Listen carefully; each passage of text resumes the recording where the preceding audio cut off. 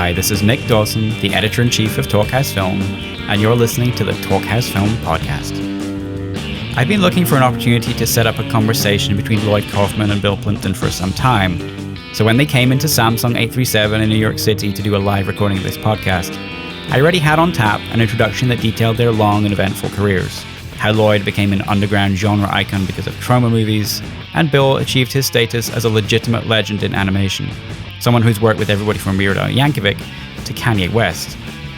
But before I could really get going, they just kind of start talking. It's understandable in a way. These two, both founding fathers of the New York independent film scene, have been friends for years, and neither really believes too much in fanfare. Although arguably, Lloyd's natural skill as a showman is part of the reason Troma has survived all through the years. Survival, as you'll hear, is one of the themes of their conversation, which provides a realistic snapshot of the current state of independent film. These two incredibly vital 70-year-olds are very frank about what it takes to keep their head above water in 2016. The pair also talked about Plympton's latest movie, the mockumentary Hitler's Folly, and Nazi Germany also emerged as a surprise motif in their talk. Thank God, really, because otherwise Kaufman never would have told his remarkable story about Leni Riefenstahl's body odor. Also discussed here are their cinematic idols and influences, the advantages and disadvantages of working outside the system, all things scatological, and also Comic-Con. Both Kaufman and Plympton were about to head out to San Diego, so that provided a natural starting point for their conversation.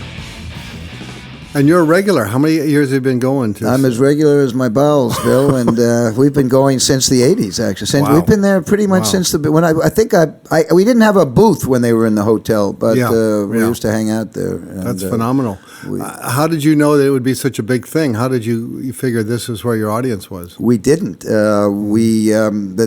They actually invited us, I think, when we had the Toxic Avenger movie, and then when the Toxic Avenger was made into cartoons and comic books, we started renting the booth there, and now it's become like the Cannes Film Festival. Yeah, it really is. It's huge. It's become the running dog of the giant devil-worshipping international media conglomerates who have taken over with the crappy TV shows. Marvel and DC. Yeah, and, everything has a happy ending. These giant guys. Happy endings for everybody. Right, Bill? And also saw that your films are now appearing on El Rey Network. I think Are you so, friends Bill. with Robert Rodriguez? I've only met him once. He was he said he was a Troma fan, but I met him once in L.A. They have dinners out there called Masters of Horror Luncheons. And they had like 30 men all kind of trying to sit next to Rodriguez. And I think Tarantino, there was another big shot there. They were all clustered around those guys. And there was like one woman, Allison Anders, and I don't think I went again. Yeah. Not my cup Because of tea. I can certainly see your influence in his films.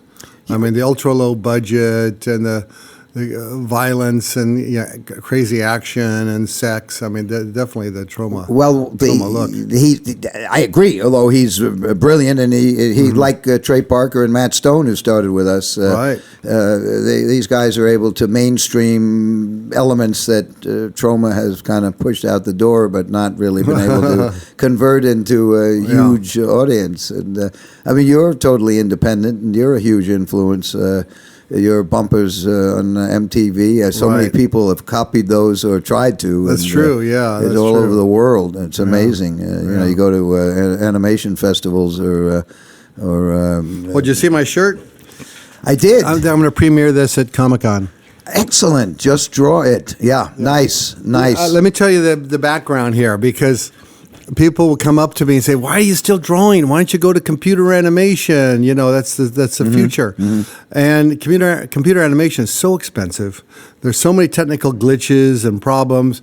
I just say, just draw it. You know, don't talk about it, complain, and talk about how you got to hire all these digital computer artists. Just draw the damn thing. You know. When are you going to do an animated feature? I know nothing. Well, wait a minute. Lily Hayes Kaufman wrote A Very Trauma Christmas. It's on. We put it out at Christmas. It's it was an animated cartoon. feature film? Yeah. Wow. And old style, not anything high tech. But and it starred. We were able to get the services of the Toxic Avenger and Sergeant Kabuki Man NYPD and. I'd love to see it. Some of the trauma stars. We were able to get them. They're on the. They're sort of in the hiatus, so we got them cheap. Their agents were desperate, and Very Trauma Christmas. It's on YouTube. Trauma Movies. We have a channel on YouTube that's all free called Trauma Movies. We've got about 300 free movies to thank our fans, and wow. And also my filmmaking lessons. There's an interview with you there that Make your fans own damn can movie. see. Well, there's one with you about your work. And there's also a lot of political statements where we kind of criticize the status quo of the media in America, which is much too homogenized. Well, I have a new film out, a little bit of shameless self-promotion. It's called Hitler's Folly, and I must say, when I went to Cannes and saw Surf Nazis Must Die, I realized that... That was 1986, I think. That was my first year at Cannes. Wow. Yeah, 87, I think. Cool. I realized the commercial potential of Nazi Germany. So I made a film about Adolf Hitler. Now, you know that he was a big cartoon fanatic. Yes, He loved Snow White and the Seven Dwarfs, and he drew cartoons. Yeah. And so I thought it'd be funny to do an alternate history of Nazi Germany becoming this mecca for cartoons. And that's the character there, the Downy Duck character. Terrific. Hitler's Folly. Wow. Hitler's Folly, yeah. That's great. Yeah. That is fantastic. And if people want to see it, they can see it for free online. That's good. Congratulations. Well, we've been getting some really negative people about it. For obvious reasons. Just the word Hitler. When we took on Surf Nazis, it was just called Surf Nazis. Yeah. And Michael Hers, my partner, added the word must die.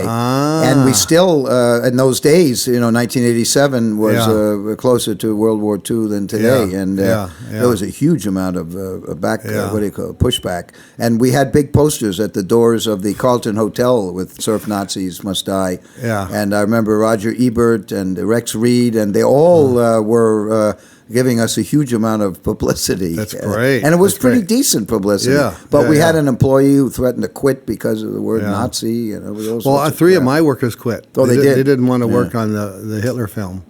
And, no sense of humor. They were politically correct. They didn't want to deal with it. So it is still controversial, It's amazing, isn't it? Yeah. I mean... well, if Mel Brooks can do it with the producers... In 1968, too, the producers. 1968, yeah. I don't know what the big deal is. No, people are very... well, this is the age of consolidation in the media. When Bullet came out, right? How it ends with sad at the ending. That's Steve right. McQueen takes a piss, right? And that's sort of at the end of Poultrygeist. Everybody dies, and I took a piss, and then actually while I was taking a piss, I took a nice shit, and my butt hurt. I took a crap rather, and my butt hurt, but it felt good. It felt good. Speak your mind, do what you want to do what you believe in, and keep fighting the good fight like you do.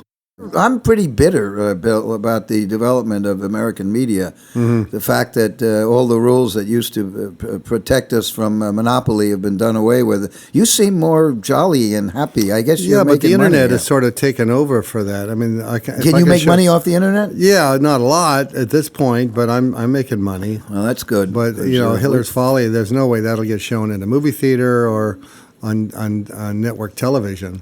Poultrygeist, Night of the Chicken Dead, possibly my best movie. Yeah. My wife and I put up, when my wife wasn't looking, I took a check from the back of her checkbook and paid for the movie. And we lost pretty much all of the $500,000 for that movie. Wow. And it's a great movie. Neville Demon Taylor, who made Gamer and Crank. And, I love Crank. And they said in A Fair World, and they've said it over and over again, that Poultrygeist should have been a big hit. But if you can't get on any form of cable or television, that's where your profit. At least that's where our profit is. We never ever had a movie in Blockbuster in the entire history of Really?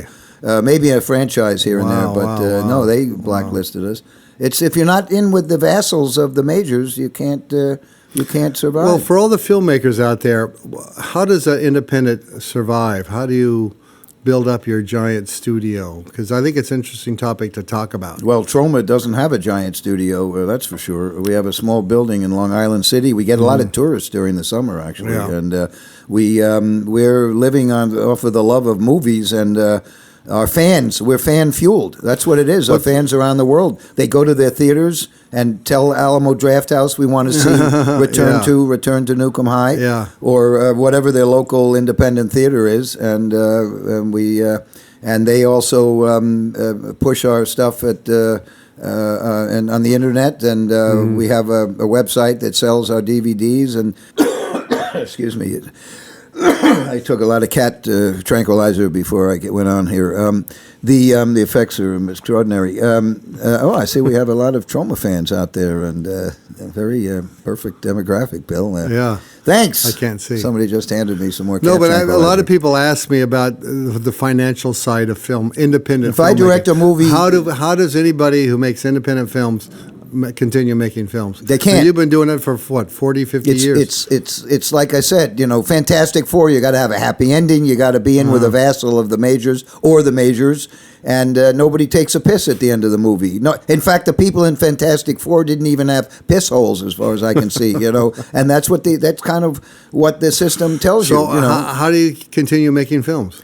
You do it out of love, purely out of love. But you got to pay the actors. You got to pay the cameraman. Troma's philosophy was to own our negatives. I'm a student of film history, and Chaplin owned his negatives. And even though he was kicked out of this country and falsely accused of being a pederast and all that, he died a rich man and a rather attractive young wife. Sorry, wife. My wife actually is very attractive and looks like an attractive young wife.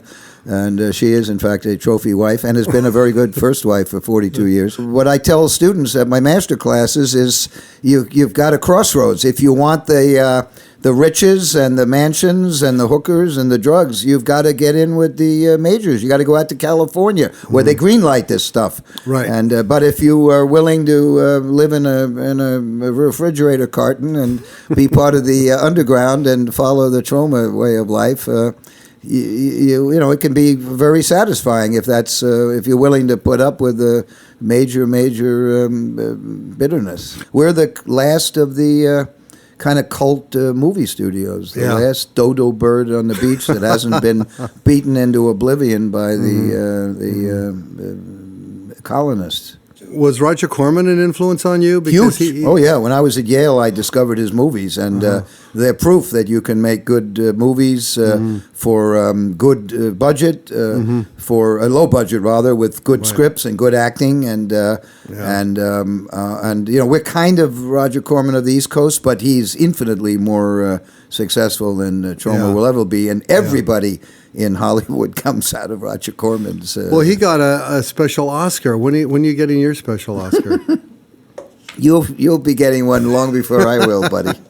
And who are your muses?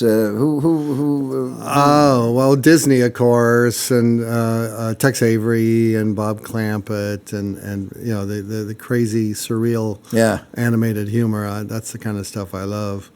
Some of those guys went into Tashlin was he went into Jerry Lewis and Well, who are your favorite filmmakers?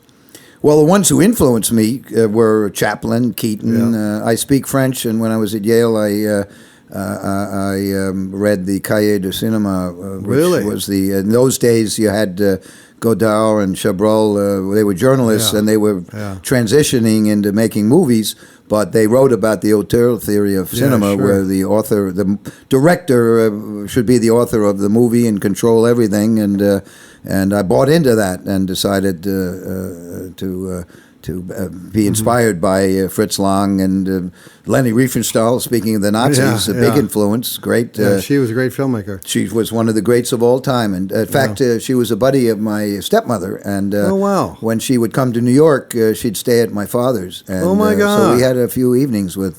So you hung out with Leni Riefenstahl? We did, and she had the most incredible body odor you can imagine. The only person with stronger body odor that in my existence was Merrill. Gigi, what's his name? Merrill Allen, the brother of Gigi Allen.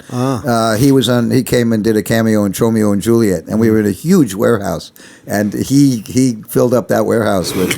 He rivaled Leni Riefenstahl. But we had one night where she talked about Hitler and mentioned how his eyes. He walked into a room and his eyes would hypnotize you and all that stuff. And really. But she was one of the greats. Had she come over here, see, Fritz Lang could escape and come over here and make movies with Glenn Ford and Jocelyn Brando and all that. Yeah. And Douglas Sirk, Mr. Todd Haynes' God could come here. But a woman would be cutting negative and going blind. She'd be cutting negative for Disney. Wow. Right? Wow. Yeah. Right? So she stayed there and made movies. You can't blame her. Yeah. Right? 6 million Jews were killed. It's so yesterday. Come on. Come on, Bill. And anyway, Hitler's Folly. I can't wait. I can't wait. We should do an evening and show your movie and Surf Nazis Must Die. Oh my God, that'd be a great double bill. Have a special Nazi double bill. tribute to the good old days, right? And have some Deutschland, right? Have a death threats and everything. Get the commission. So, one of my inspirations was A Modest Proposal by Jonathan Swift. Sure, Eat Your Babies. And if the listeners remember it, it was about killing Irish babies and cooking them for dinner to save the starvation. Avoid starvation. And he must have gotten tremendous backlash on that. I mean, that was so offensive and so crazy. Yet it's Jonathan Swift, one of the greatest writers, one of the greatest satirists of all time. Satirist. Sure, Gulliver's Travels. So I figure if he can do stuff. that, I can do Hitler's Folly without getting into too much. In the fullness of time, Hitler's Folly will be remembered and. I guarantee compared to Jonathan Swift. Well, no, I don't mean compared to Swift, but the stuff that $200 million for a typical mainstream movie advertising, never mind the budget, they're all forgotten already, right? Yeah, you're right. And your movie will be there long after. You haven't seen it yet. Wait till you see it. I know. It's a Bill Plympton. You make art from the heart. Art from the heart. I did bring you a present. I know we're not on camera, but this is my new Blu-ray Cheatin' film. It's about this couple.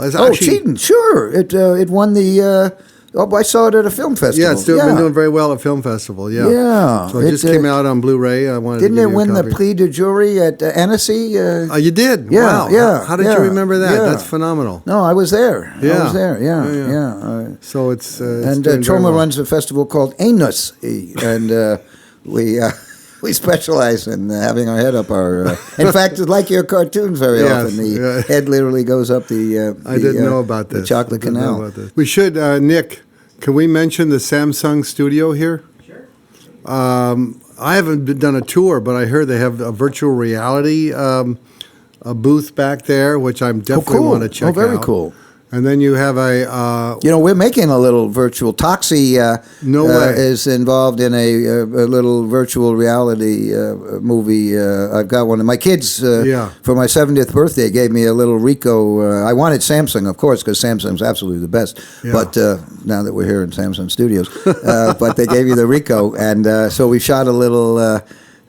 piece, and we shot a movie partly in Panama in the jungles there with Toxie. It's going to be sort of a takeoff on Coppola's Hearts of Darkness, kind of the documentary. And this will be Toxie's. I think it's called Hearts of Fartness, and it's we're still shooting it, but it should be pretty interesting. Yeah. It won't be feature length. Where will you show it? I guess on Troma Movies, safely and securely for free on the internet. I guess, but YouTube's starting to show virtual reality I stuff. didn't know that. Yeah, they're Wow. They seem to be doing something. Yeah, I'm very far behind on the digital revolution, I must admit. Oh, me too. I can't. I'm helpless. I'm totally.